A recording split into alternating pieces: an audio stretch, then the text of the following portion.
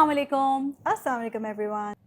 Mental health is such a buzzword these days, right? But what does it actually mean to you from a personal point of view? From a personal point of view, Saba, I think it came to me very late. The understanding of mental health, the understanding of the symptoms and the things around it. So I've had anxiety or panic attacks for the longest time I could remember. Being just paranoid. And it stemmed from the point of time in my life when my mother was very sick. But I never knew about it. It came out much, much more later. And I'm happy I got the help that I got. And today, I feel it's not a big deal to me anymore. If I go through it again, it's not a big deal. If I see somebody in my surroundings, it's not a big deal.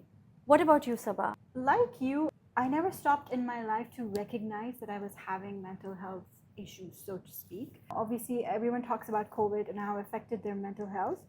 But for me, that year, 2020, was not even a double whammy, but a triple whammy. So it was the year I became a mother for the first time. And I became a mother at an older age than most people expect. So I was 37 when I gave birth to my first child. And so it was already a change in your lifestyle, because before I was a mother, I was a very active entrepreneur. Like, you're talking working 14 hours a day kind of entrepreneur. And once you become a mother, your Focus changes to this little amazing individual in your life, right? And I think I wanted that to be my focus, but because I was running my own business, I had to kind of always, fight within myself, like, to find out who I want to focus on. And I think that played a mental toll on me. And then, of course, it was COVID. So with COVID onset, your village kind of disappears as a mother. And you know how important a village is for a mother, first-time mother especially. When my son was actually born, when he was about 6 or 7 days old, he contracted meningitis. And it was an extremely difficult, traumatic, very traumatic, because first of all, he's a newborn. I'm a mother. I don't know what I'm doing for the first time in my life, and you have no help. I have no help, and because of COVID restrictions, now I'm in the hospital for 14 days with a newborn, learning to be a mother all by myself, while I'm also healing from the childbirth. It took a long time for me to get over that whole traumatic experience with my child, because with motherhood, there's always what they call guilt. You always have that motherhood guilt, and when you almost lose your child, that guilt is like 100-fold. So I always kept questioning myself, what did I do wrong? What could I have done better? And not even focusing on myself. So while I had some help, because people would come see me for 1 hour a day, Shahmeen, on that day, like my sister and my husband would come every single day, but because of COVID, they couldn't stay for longer. And just being there in that ward with my child, not even knowing if he would survive, so that took a huge toll on me. Maybe I disregarded it because I didn't. Because you had to move on, you have a baby, I you have had to take move care on, yes. And then at the same time, I talked about the triple whammy. My business was doing bad. All our deals were, and I've talked about this before in our episodes. So it was really a hard year and then, it followed by a few more difficult years, because you're trying to now. And then your mother rebuild. passed away. And then my mother passed away last year. So it was just a lot of different things. I think what did help is talking to people. When we talk about our mothers and their passing, that actually helps. You've been through a certain situation and you understand, and you can have that empathy for it, where you're like, I understand what it feels like. It is a big deal, and you should feel a certain yes, way, and even, of course, I don't disregard what your feelings are, and of course, this loss is immense. But I still feel, Saba, that you've got a grip on it. You've gotten a grip on it with your courage, and not everyone can do that. So that is something to celebrate. When we talk about mental health and we talk about stigmas attached to it, or we talk about symptoms attached to it, not that I disregard your feelings or that you, of course, went through so much, but I do feel that the fact that you're a strong woman, you're independent, and you pulled yourself out of it. A lot of people can't do that.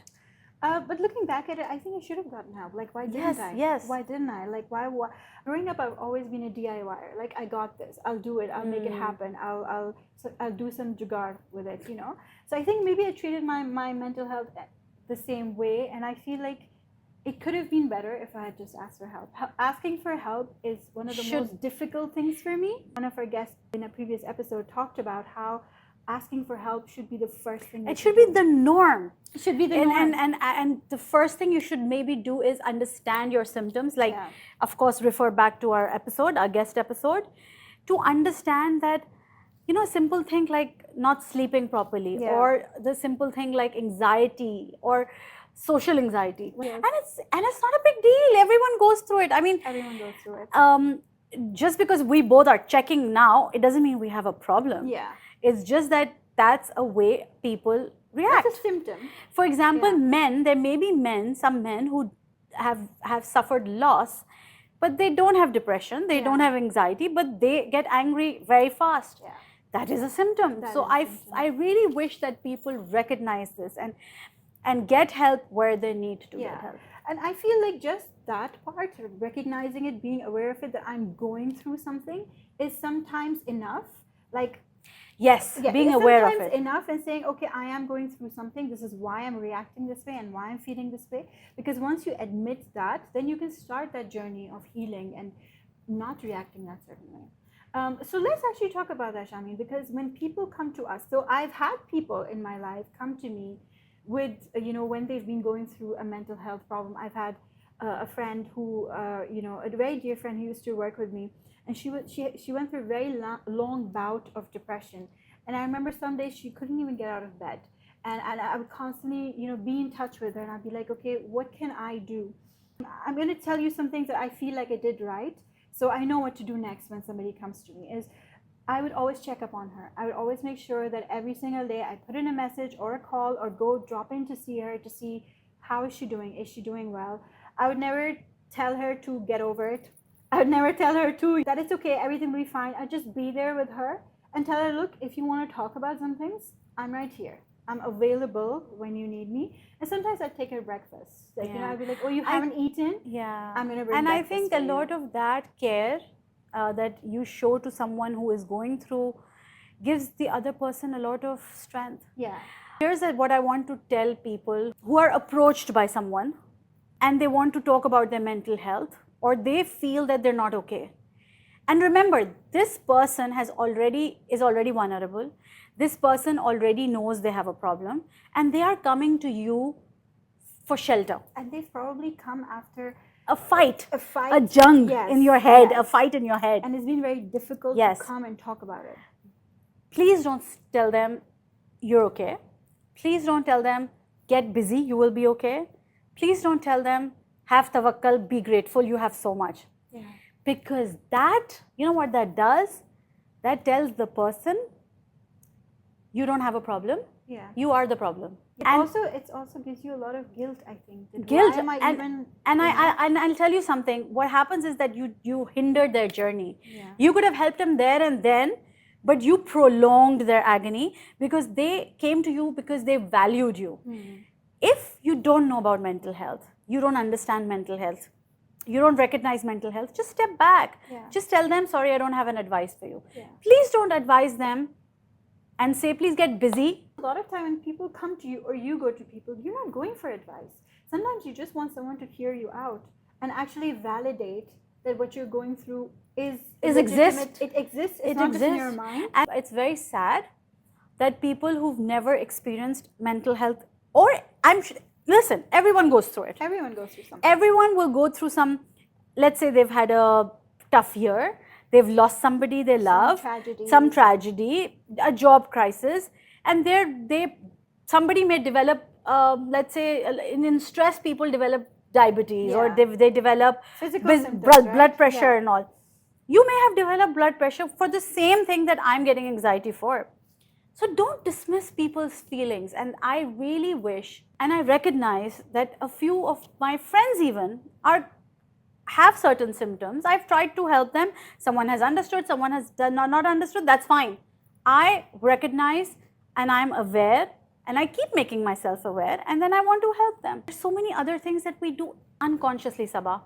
We'll talk about somebody oh, you got your hair cut, it doesn't suit you. And there will be people, oh, you've gained a bit of weight, oh, you've done this. Oh, I hate that when you meet someone after a long time and their first comment is about your weight, whether you've lost weight, gained weight, or you're the same weight. Yeah. And I'm like, why is that so important? So anyways, I'm just saying, be kind to people. Be kind to people. If you cannot understand their mental health, just be kind, step back, let them be. Yeah. But don't say, oh, you don't have a problem. Don't invalidate. Don't their invalidate feelings, their because what they're telling you might not even be the whole picture. There might be things that they cannot tell you that are happening in their life. And I feel that people always say, especially, look, our religion is beautiful and it is an antidote to a lot of mental health problems, but we cannot use it as a way to make someone feel like their faith is not strong. If you come to me and I tell you, have more tawakkul, I think you need to have more faith, you need to be more grateful. You can be all of those things and yet still be having issues. Our prophets went through issues. Yes, if I'm coming to you with a problem, it's actually my tawakkul that I'm coming to you and I will get help from you. That's a great point. That is a type of tawakkul that you're thinking, okay, Allah has put this person in my life, maybe I should reach out to them. I think we cannot invalidate anyone's feelings that come to us and say, oh, just pray more. Maybe they're praying every single prayer and tahajjud and all the sunnah prayers and everything. It's okay to ask more questions that, have you tried this, or what's really happening, or instead of passing judgment. Because what you're doing is not advice, it's actually judgment. If you're assuming that, oh, it's because you're not being grateful enough. So we just want to have a disclaimer here. We're not experts on mental health. We're just two women talking about our journeys with mental health, what we've seen around us. And of course, we've interviewed experts. So we do have a little bit of insight. Just be aware, have an open mind. If somebody comes to you, if you do not have an advice to give them, please maybe give them direction, or let them know that there are many options out there. There's online therapy, there's help. Or sometimes just sit with them, Shahmeen. I had one friend who once came to my house and we just sat in silence for a long time because she didn't want to, because I started asking her questions and she's like, I don't want to talk, Saba, I just want to sit. I was like, okay, let's just sit. I hope she's okay now. I think she is. She is. So thank you for watching this episode of Qyssa with us and hearing our stories. Thank you so much. Don't forget to follow us on Instagram, Qyssa_, YouTube, Qyssa_. And as they say, like, share and subscribe. And always ask for help when you need it. Always ask for help.